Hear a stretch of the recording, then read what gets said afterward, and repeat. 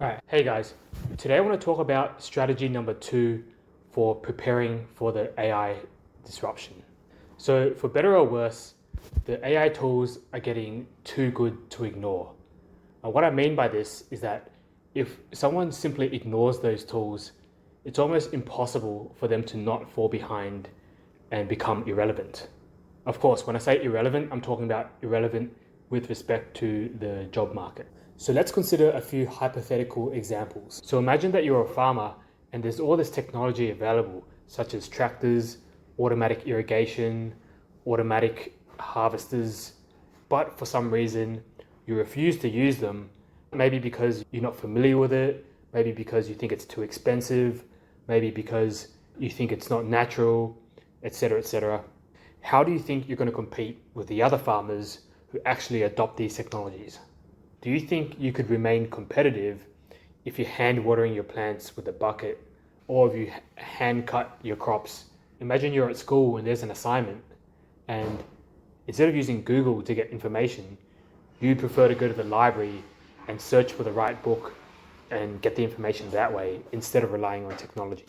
How about a writer who insists on using a quill to write every page rather than using a laptop and just typing up his drafts?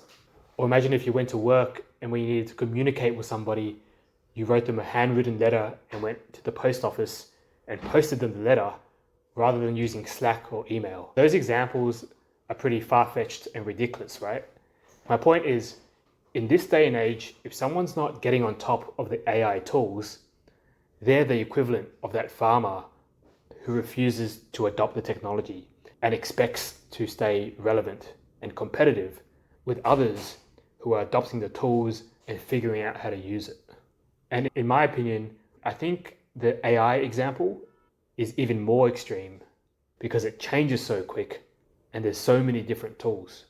So AI is getting better exponentially. It's not just like a one-off thing where you buy the tool, then you're set for the next year or two. You've got to be pretty dynamic with choosing the tool set and learning how to use it effectively based on your use cases. I feel like one common point of resistance to doing this, people might say they're too busy, and it takes a lot of time to learn about these tools, to educate yourselves on them, and figure out the best way to use them because there's a learning curve, and people feel like they don't have that much time. However, in the long term, to actually stay relevant and up to date, it's very hard to get around the fact that it's necessary. There's going to be such a big gap between those who are collaborating with AI versus those who are unaware or ignorant or refuse to adopt, or they're using it but in a very basic and superficially. Remember, the problem is there's going to be less jobs, there's going to be more people competing for the same jobs, and perhaps your entire industry is going to become irrelevant. We really need to equip ourselves with the available tools to position ourselves favorably. And the way to do that is to stay informed and up to date and become competent. So if someone's watching this and they're thinking, where would I get started? I would start with an LLM such as ChatGPT, and then any question you have or any curiosity you have, you could literally just ask ChatGPT. It would most likely give you a better example than a search engine or someone you know. And in collaboration with ChatGPT, we need to learn how to use it better, and we also need to learn about different tools available that we can experiment with. So you could literally just tell ChatGPT, hey, this is what my job involves.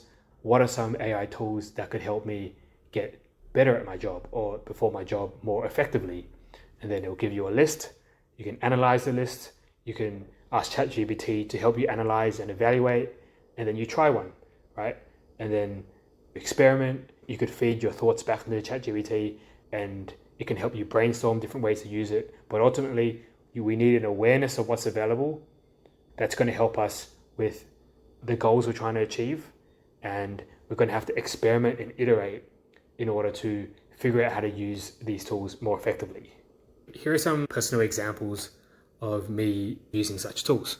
Pretty much as a programmer, I've been using ChatGPT like every single day for the last couple of years. I spend probably the majority of my time going back and forth with ChatGPT, specifically using it to write me code, understand problems, ask it to explain me things in simpler terms, asking it to compare new concepts with the existing things I already know to see how they compare and what the differences are, and asking it to help me evaluate the trade-off between different solutions and implementations. Stuff that under previous circumstances would have been really hard to figure out, or that I'd really have to consult someone who was really senior to be able to give me that information and impart that knowledge. And I changed jobs a couple times in the last year, and it was pretty much in a new field. Each time I was just using it to get up to speed, to learn, and it's been like a huge part of my workflow. Recently I started using the Cursor IDE, which has helped accelerate my productivity even further. It's using ChatGPT or other LLMs fundamentally, but I guess it's got a UI where it can create different files for you. You can understand the whole code base without you having to copy and paste snippets of code. So it has context of the repository we're working with. It can also create files for you. You can also highlight text and edit and add it to the chat context. There's lots and lots of efficiency gains, and the intentionality is built into the app. So that was also a pretty big productivity leap for me. Not related to coding, I've also used ChatGPT to iterate on legal documents, which I would have otherwise had to pay lawyers for. So that saved a lot of money, and I actually think it might have actually done a better job than if I had hired somebody, because I could iterate so many times and make sure it was exactly how I wanted. I've used it to edit my resume, and when I'm sending really important emails, iterating with it and editing and re-editing to make sure that my thoughts are really conveyed the way I want them to be.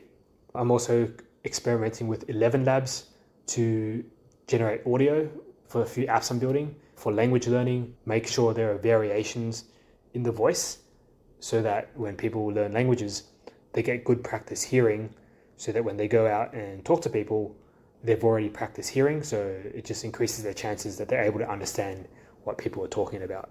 And yeah, I've also been experimenting with AI calendar app. It's a app where it uses AI to dynamically adjust your calendar, which saves a lot of time in reorganizing a static calendar. So anyway, I just want to give an example of the different tools I'm using for like different purposes. I might be using a different tool, or I might be using the same tool in a different way. Anyway, that's pretty much it. There are these tools that are continually made available, and they continually update. And the impact they'll have on us is similar, if not more, to the difference between the farmer who uses a tractor, irrigation, or any of that type of technology, compared to a farmer who purely just refuses to adopt any technology and just uses his hands and feet and a bucket. Anyway, hope that was useful. And yeah,